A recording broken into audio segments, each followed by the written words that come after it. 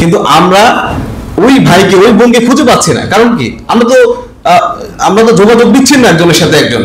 তাহলে এই ফোরাম, এই অ্যালুমনি অ্যাসোসিয়েশনের সবচেয়ে বড় সুযোগ, সবচেয়ে বড় কাজ হবে আমাদের প্রাক্তন ভাইদেরকে এক করা এবং তাদেরকে চাকরির ব্যবস্থা করে দেওয়া, ঠিক কি না?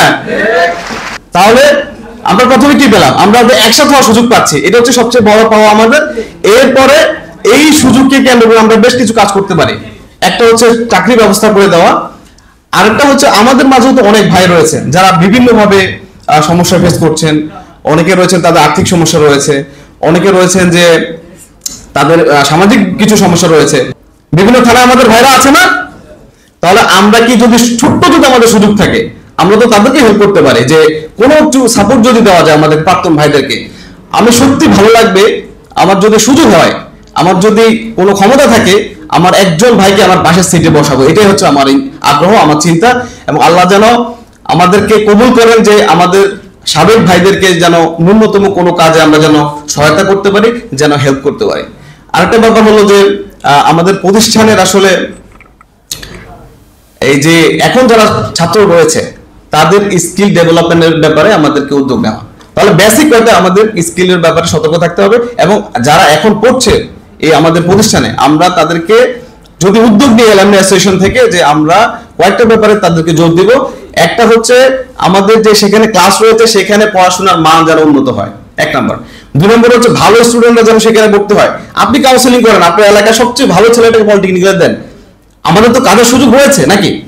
তাহলে আমরা যদি এই সুযোগটা কাজে লাগাই, তারপরে হচ্ছে প্রত্যেককে ইংরেজির উপরে জোর দেয় এবং ক্যাট শিখ যেন আমরা অবশ্যই বের হওয়ার পরপরই ক্যাট পারি। এবং এই যে এমএস ওয়ার্ড আছে, এক্সেল আছে, কিছু বেসিক যেন আমরা সফটওয়্যারগুলো শিখে রাখি। এবং এটা অবশ্যই ব্রাউনবাড়িয়া পলিটেকনিক্যালে যারা এখন পড়ছে এরা যেন মানে অষ্টম সেমিস্টারের আগেই যেন এই বেসিক 4-5টা আমাদের এই সফটওয়্যার যেন শিখে রাখে। এটার জন্য আমরা উদ্যোগ নিব অ্যালুমনি অ্যাসোসিয়েশন থেকে, ঠিক কি না? ইনশাআল্লাহ যদি আমরা সেই সুযোগ পাই, আমাদের যদি সেই সুযোগ থাকে, আমরা অ্যালুমনি অ্যাসোসিয়েশনকে শক্তিশালী করব।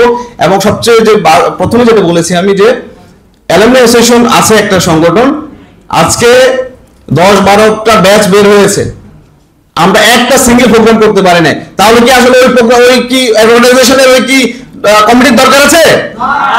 ওই কি অর্গানাইজেশনের কি কমিটি কি আবারও পূর্ণ করার দরকার আছে? তার মানে কি দাঁড়ালো?